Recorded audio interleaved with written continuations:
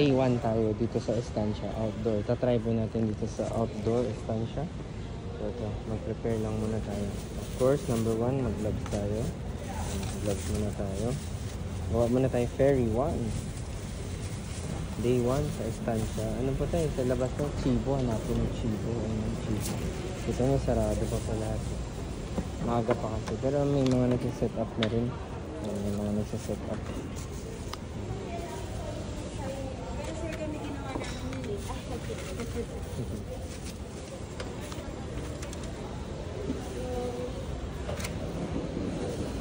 Making your viral ferry 1. Diba?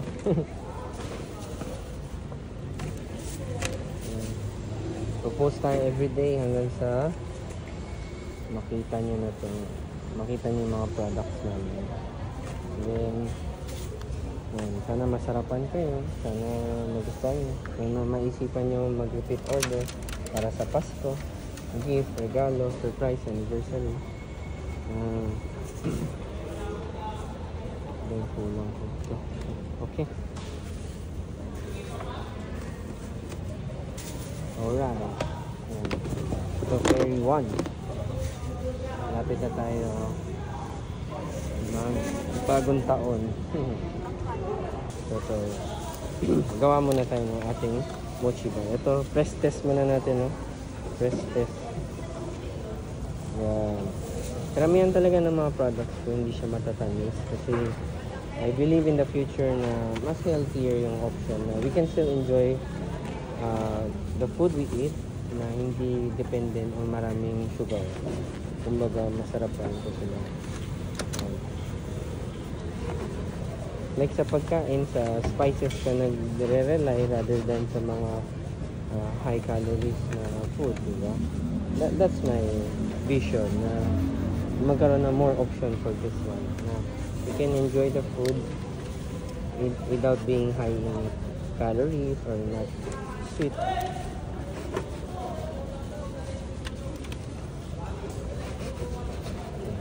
So may mga strawberry, Oreo, grapes, and mango. So gawa tayo, may order tayo, maaga pa lang. Yung iba po nag-free order para hindi kayo maubusan.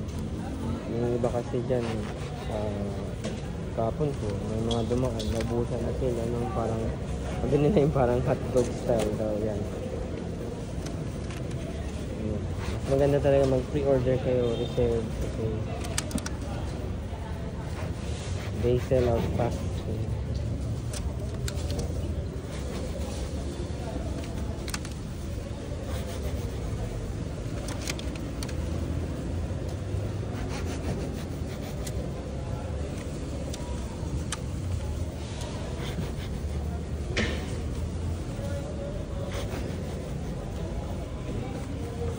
Kasi I only do limited batches per day to ensure quality rin at hindi mag-overproduce, diba? So if you pre-order, I can definitely allot some for you.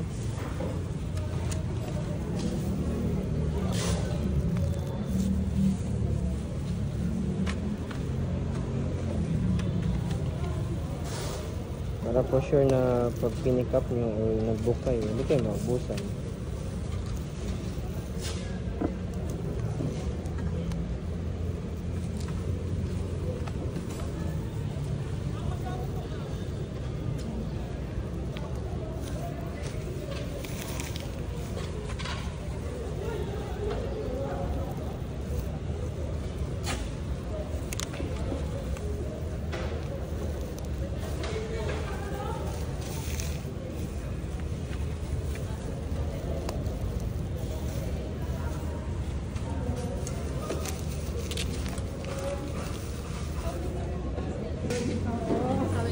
Ganito yung DIY sa pag-create ng aming mochi balls.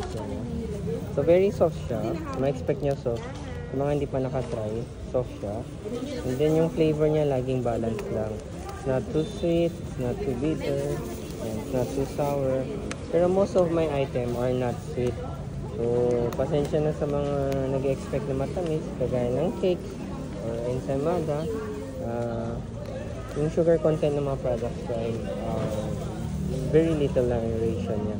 Just to give it a taste lang. Pero I rely more of the natural sweetness ng mga fruits, ng mga ingredients, yan. Kumbaga as close as possible sa original na taste ng mga ingredients. Natural flavor, kumbaga.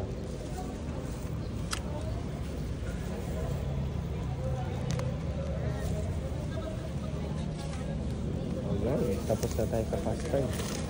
Hanggang naman tayo, fruits na tayo. Let's cut some fruits and Oreo. Ayusin ko lang ito. Alright.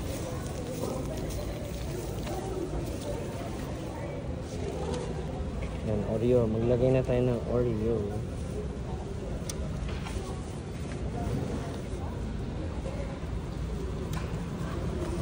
Lagyan natin ng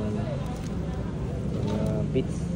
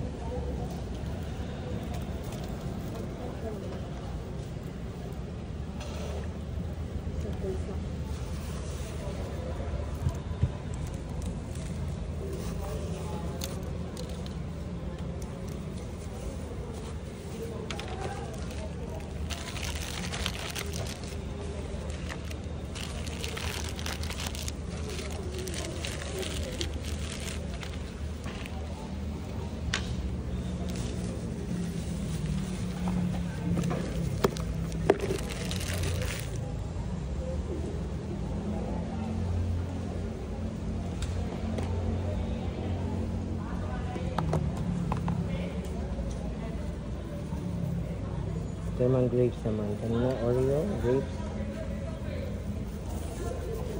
then strawberry, then mango nila.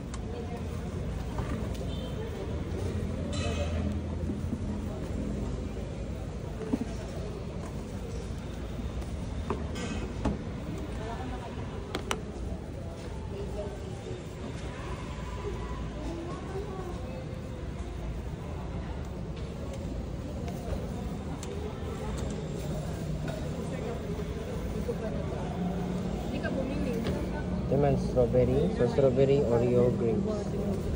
Grapes.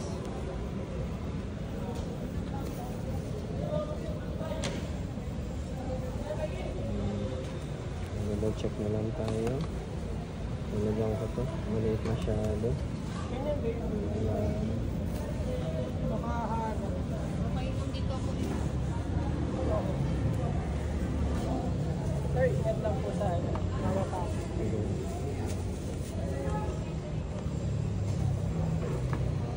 Isin pa natin. Alright. Mango. Kami? Mango? Isa lang.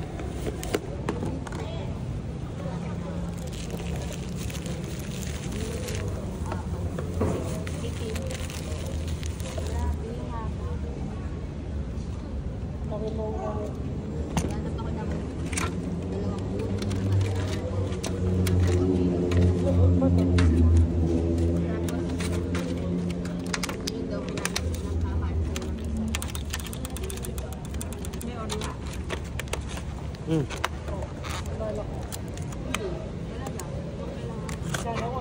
Check na natin.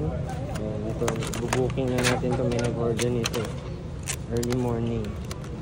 Bubukagan natin ito.